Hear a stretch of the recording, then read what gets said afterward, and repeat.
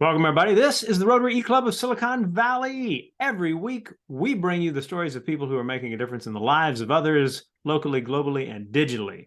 Our club is one of thousands, 36,000 plus around the world, with 1.4 million Rotarians and Rotaractors who are engaged in all sorts of service to others. And we hope that something that you catch in this or any of our presentations inspires you to decide that is one of the ways you want to focus your energy, time, and talent in your life.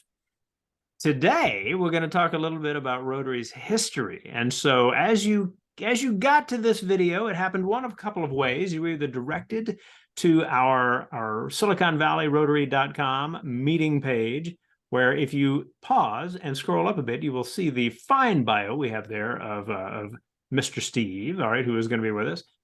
Or you are on our YouTube page, in which case you can pause and scroll down a little in order to see that intro. But feel free to give that a look. For more detailed questions regarding the bio of our fine speaker, we might just peg him with those questions ourselves once we get to the Q&A. So with that, Steve Lack, past district governor of District 5160, I believe founder of the BREW Fellowship, which you will explain perhaps in the questions, perhaps in your presentation. Regardless, enjoy worldwide.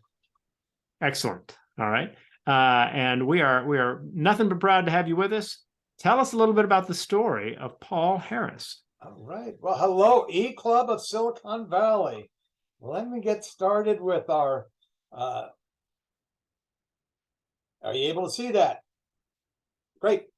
So we all spend our time in our treasury with Rotary. But a lot of us, most of us, don't know who Paul Harris was, how he founded Rotary. And we've heard generally, but today we're going to talk specifically.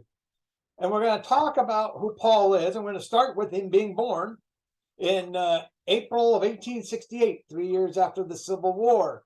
He moves to Vermont in 1871. In 1885, he enters the University of Vermont, and he majors in literary science, not law right now. Now, a lot of you probably have known the picture of Paul as the senior statesman, but imagine him in his 20s and he's at university. He's more of a practical joker, and he's really like an Animal House. But is he Niedermeyer? Is he Pinto? Is he Otter, or is he Bluto? And in reality, he was more like Otter. For example, he goes to University of Vermont 1885, December 1886, he's suspended. Goes back, now goes to Princeton, March of 1888. And in June 1888, he drops out. Now, because his grandfather was an attorney and talked to him, he thought, I'm going to try law. So 1890, he goes to Iowa Law School, and he graduates in 1891. 1 year, and he's an attorney. Where does he go next? Well, he comes to San Francisco, and he goes to San Francisco in 1891 because he wants to have adventure. And he calls this his 5 years of folly because he's going to be Mr. Adventurous. Well, what does he do as Mr. Adventurous? Well, he's a reporter at the San Francisco Chronicle. He goes to Denver, where he reports at the Rocky Mountain News, and he's an actor. Goes to Texas next, and he's a cowboy and herds cattle. Goes to Jacksonville, Florida, he's a hotel clerk. From there, he goes to Philadelphia, where he's a deckhand on a ship. And finally, he's in Ellicott City, Maryland, where he's working hayfields.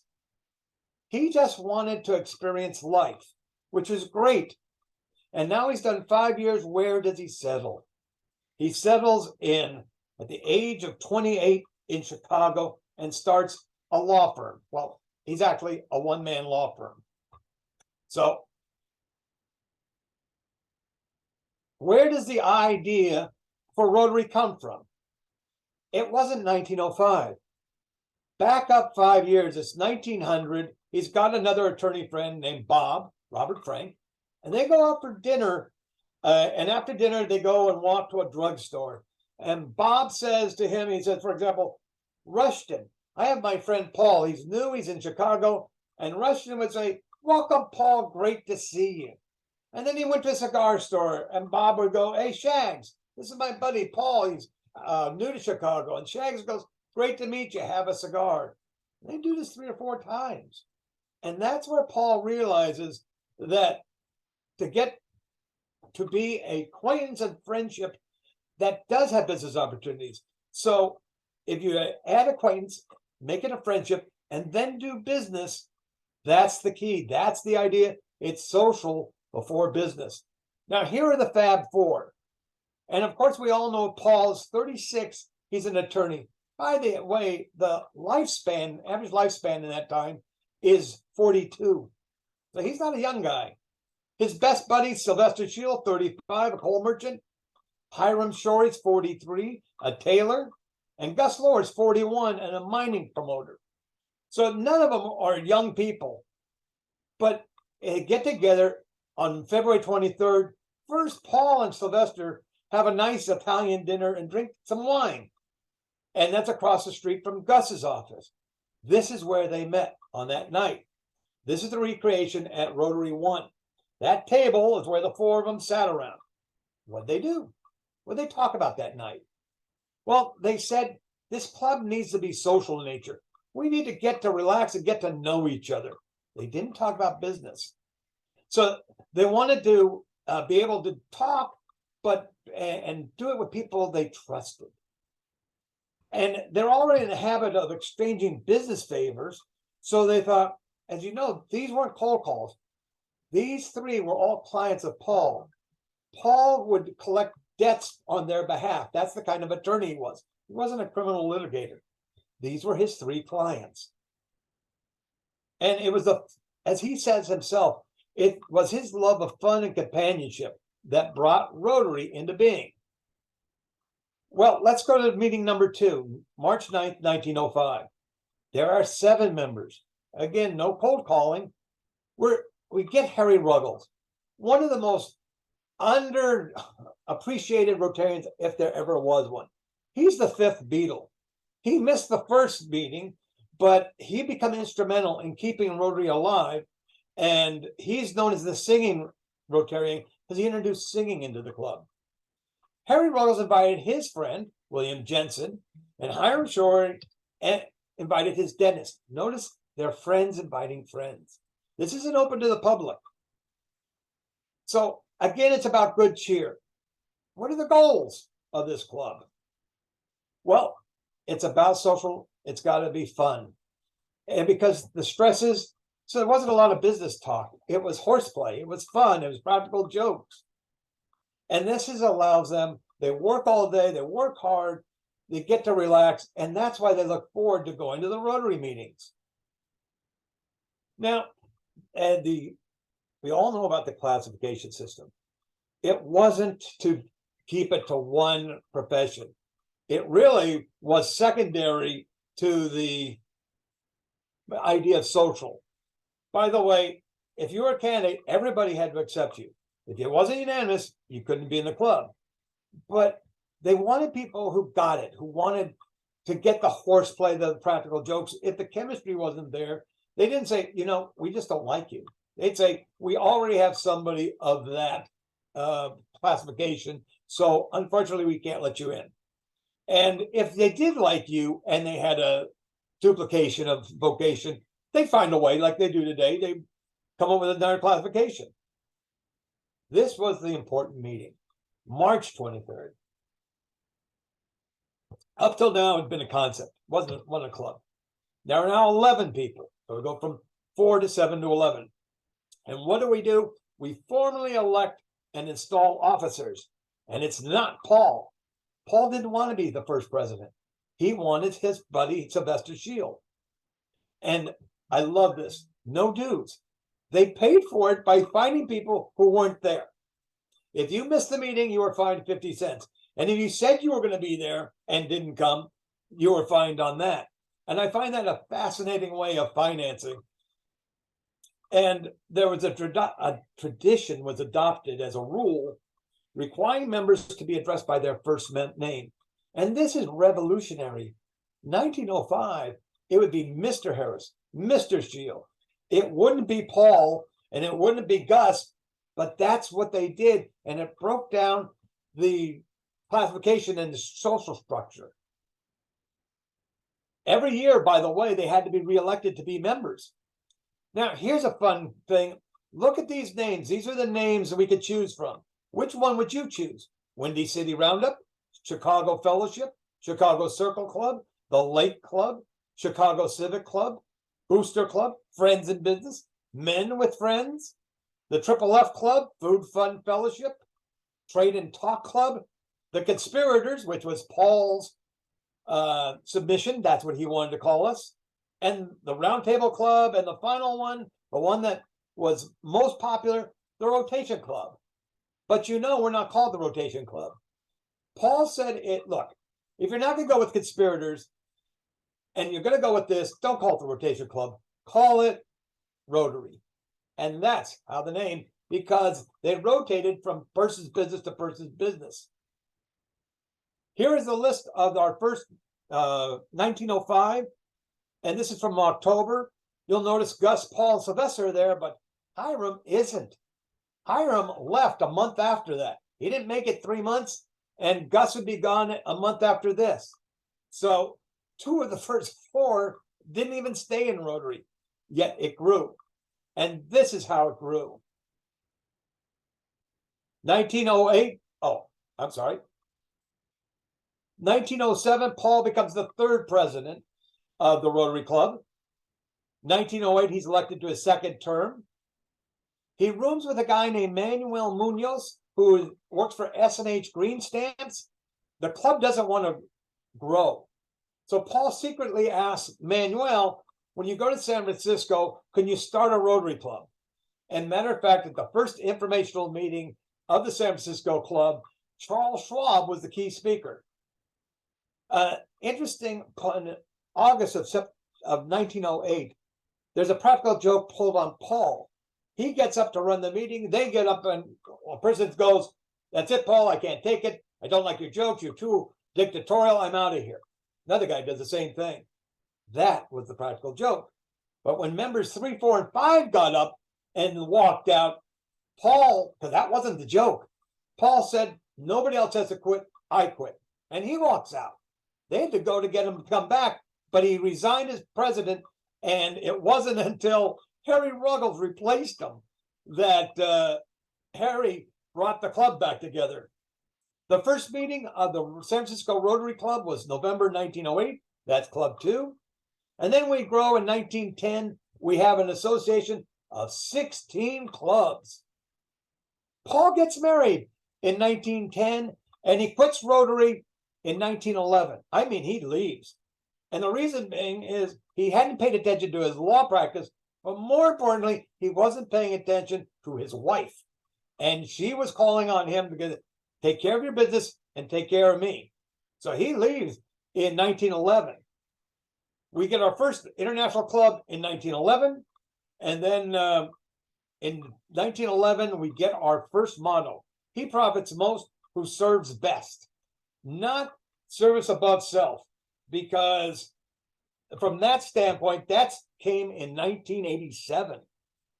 Paul is elected as head of the National Association of Road Clubs, but that's just before he quits and leaves for 18 years. Okay, Winnipeg, Canada, 1912. Paul leaves for 18 years. 1915, Latin America.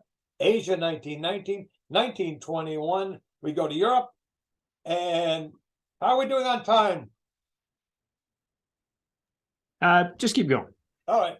1923, one of the most important things. Rotary starts deciding how we're going to spend our money, what organizations we're going to support. The clubs go, no, we're independent. And this is when it happened. All Rotary clubs are independent, although Rotary International can make suggestions. No club is obligated. 1925, we're at 200 clubs, 20,000 members. 1929, Paul suffers a heart attack. Sylvester Shield dies and is actually Paul's buried next to him. 1947, Paul dies. At the time of his death, there were 6,000 clubs in 75 countries with 300,000 members. And today we have 34,000 Rotary clubs over 200 countries with 1.2 million members. And as he would say, the foundation upon which Rotary is built is friendship, and no less firm foundation could it have stood. And that is how Rotary got founded in its early days. Ready for Q&A? All right, Steve, thank you very much. We are excited to get kind of a proper history lesson for Rotary there. That's good fun. And what I'd like to do is typically I'll introduce the members, but as we have a small group today, I'm going to ask Shags to follow me by introducing himself and his Rotary history. So I joined Rotary in 2004, coming up on my 20 year next year. Excited about that. Although I learned about it from my grandfather, who was a charter member of the Rotary Club of Magnolia, Arkansas, when they started in 1936. So I've got a lot of family kind of connection there along the way. Shags and I are both charter members of the Rotary E-Club of Silicon Valley. We were part of the team that came over from the Rotary E-Club of the Southwest USA with their support to start this new venture that would focus on video in ways that other clubs had not. And so we are part of that team, along with Chris Cochran and several others, and Keith Marsh, who is still on the club as well. So, our Paella Master Shags, introduce yourself. Well, Steve and I know each other quite well because he was my district governor and I served as the RILA co-chair under him. My Rotary history, personal Rotary history, goes back to my great uncle Harry Shagrin, Sr., who joined the Youngstown Rotary Club when it was chartered, Rotary Club number 137 on February 1st, 1915. He brought my dad into Rotary in when was this? Let's see. Dad came in right after Tom Landry accepted his coaching job with the Cowboys, right after Bill Shea awarded the last franchise to the Dallas-Fort Worth, and right before Ringo Starr got his first drum set, my dad joined Rotary on 12/25/59. So that's when things began to change in my life because Dad just dragged us all to Rotary stuff. And I went to Finland on a summer exchange program because we couldn't do full programs for Rotary youth and for Rotary families then for youth exchange. Interact wasn't around, but I helped to charter a Rotaract club at the University of Miami. And then I was invited to join Rotary in 1982. August 1st. I've had perfect attendance ever since. Uncle Harry was the very first one in Rotary to be working on 50 years of perfect attendance when he got sick and went into the hospital. The club changed their meeting place to the hospital in the cafeteria so they could wheel him down. And he was 49 and a half years. My dad died, I think, with about 46 years. And I'm working on 41 now. Maybe 42, I forgot. It was 1983, yeah, so 82. So it's been a part of my life ever since. This is my 5th Rotary Club, president twice, as you know. And it's just been a blessing in my life. Absolutely. That regular energy that comes from friendship, as Steve talked about with regard to, why Paul Harris, saw the club as a valuable expression of community, but also that chance to hear the stories of what people are doing around the world. So Steve, talk a little bit about how service became a part of Rotary, since it was really much more about fellowship early on. Well, it's interesting. That's why Paul became president in the year 1907. He wanted to do service. They had seen service. There was a newspaper kid who didn't have a coat, and they got him a coat, and there was a farmer who didn't have a tractor, and he thought, maybe we should do something here.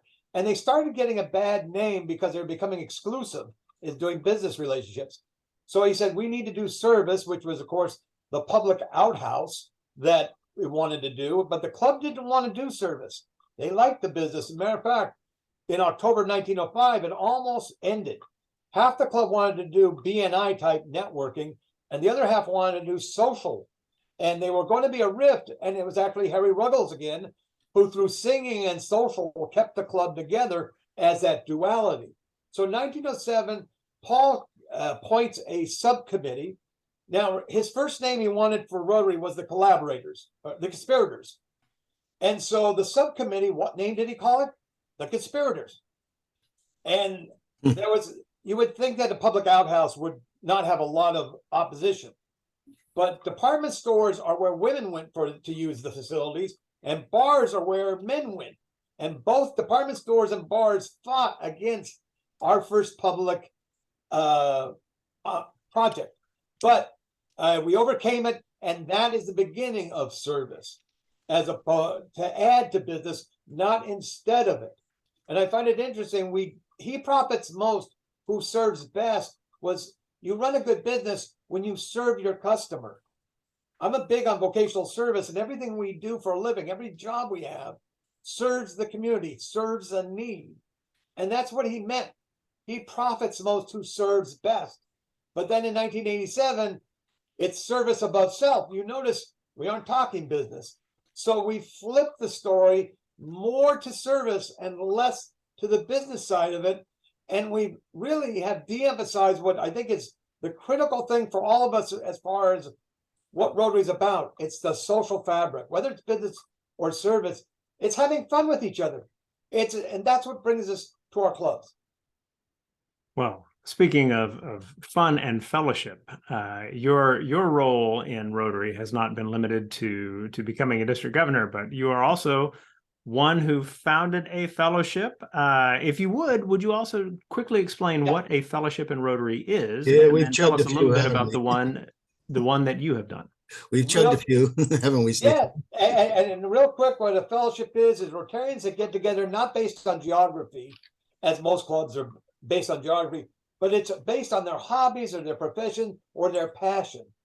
Oh, I belong to the wine fellowship and I like beer. So I was at a Rotary convention and I said, how can I join the beer fellowship? And they said, you start it, you can join it.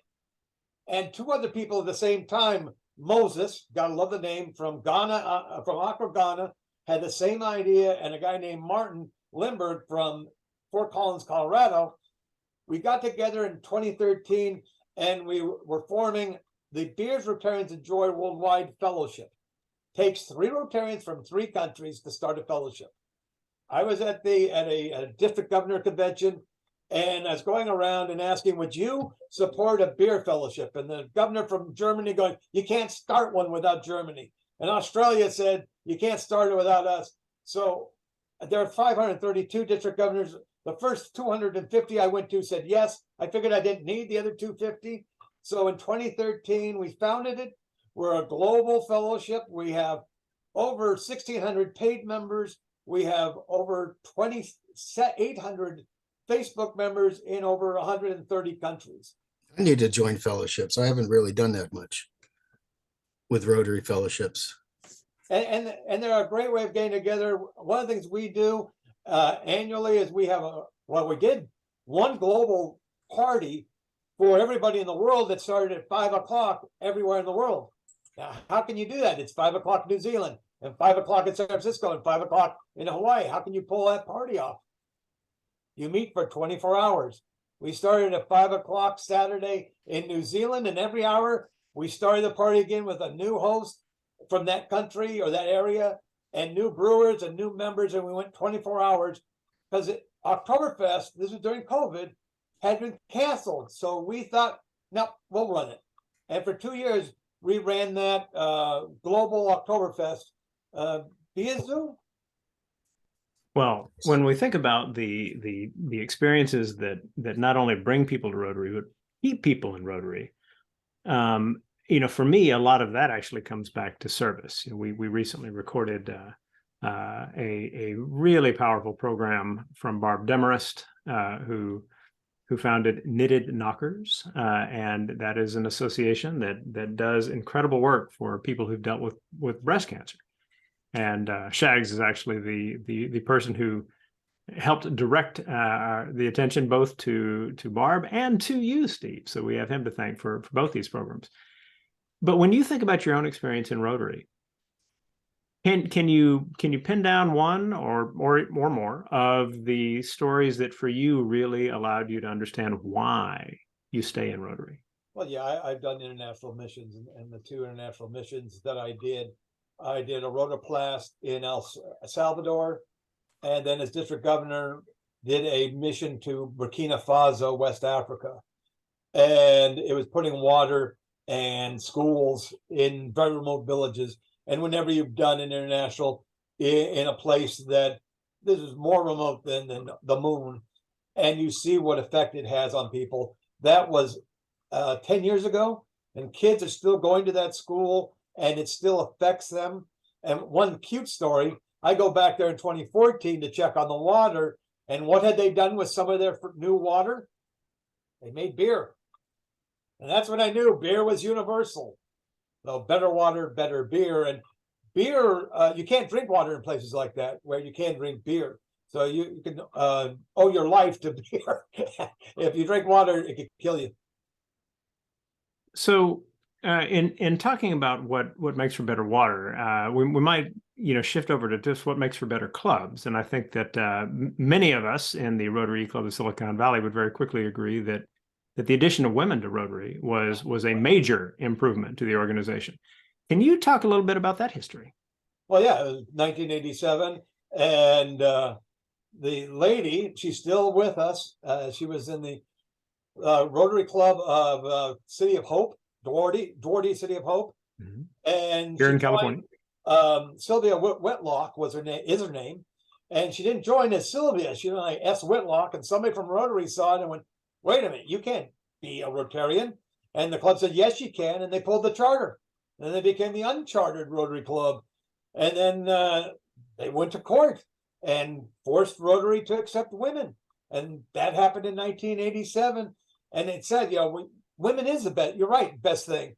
But Rotary didn't come to it on its own. It was forced to do it. And it's funny because they should have been more foresighted and said, this is the future, but they weren't. We had an honorary female member of our club years before 87. We brought her in 83 when her husband, who was a past president, a very active man, passed away. And then she eventually served as our first female president shortly after they admitted women. A great program, and she was a district governor. She's still around, very active Rotarian. Sylvia Whitlock would be a great program for your club, and she could easily do this. And she does talk about the experience. What better than the woman who started it?